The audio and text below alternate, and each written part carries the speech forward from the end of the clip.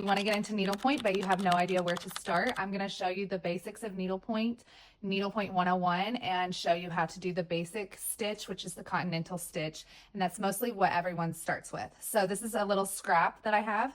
I have 18 mesh. There are mostly two types of canvases. There's lots of different types, but the ones that you will mostly see are 13 and 18 mesh.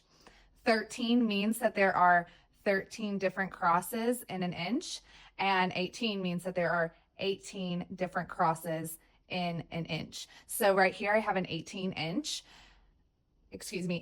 mesh.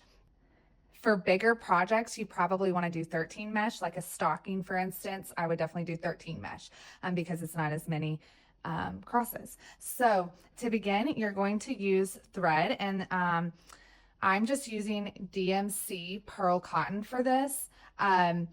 There's many different types of thread, and if you look on HarperLaneCreates.com, we have a thread 101 of what to use. There's different threads for different mesh sizes, so you would do a different size for 18 and 13 mesh. But I'm just going to use the pearl cotton.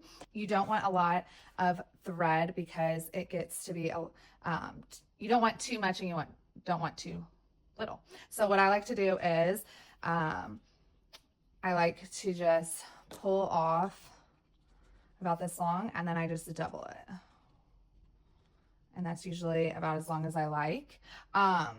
And then you're just going to cut it.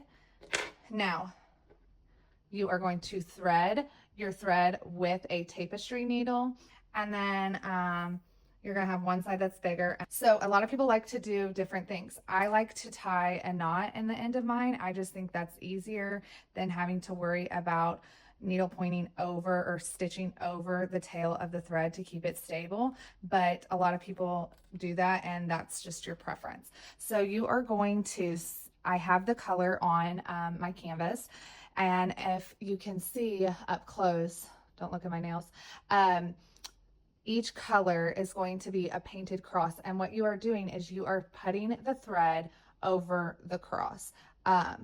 So I'm going to start, we are doing the continental stitch. You can go from left to right or right to left, or you can go up and down. It doesn't matter. So what I like to do is I like to go from left to the right. So I'm going to start right here. I'm going to feed my needle through, and I'm going to pull it all the way through because I have a knot. Some people like to leave a tail like this. They won't have a knot. They leave about that much, and then they needle point over it. But that again is your preference. So I've pulled it through, and the goal is to go over the cross. So what I like to think is I'm going from Texas to Maine. So I have Texas down here up to Maine. I'm going to feed it back through, and I just made my first stitch. It's that simple. Okay, so I'm going to come back over, and I'm going to go into the bottom because we're starting at Texas. We're starting down in the left hand corner over your cross. I'm going to pull it through, and then I'm sorry, I'm trying to get my camera to focus, and then I'm going to go from Texas up to Maine. So I'm going to go over that cross. If you think about it, you are just pulling the thread over the cross. You aren't going, when I first began, I thought that you pulled the thread over just like from hole to hole. You want to cover that cross. That's going to give you the full coverage and also keep the thread on the canvas secure. So we're going up and over. Sorry, my thread. All right. And you're going to keep doing that until you get to the next row. Now, how do you go to the next row? What I like to do is I just come back down right here in the next row, and I'm going to go Texas to Maine again. So I'm going to put my needle right here, and I'm going over the top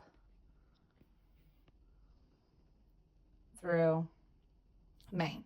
Now, you can switch it up. You can go from Maine down to Texas if you would like. It does not matter which direction you go. Either way, you are just feeding the thread over that cross. So either way, you can also go up and down. So if I would just have this one row as the light blue, I can go from down here, pull it through, and then over and down. And I can just keep going until the end.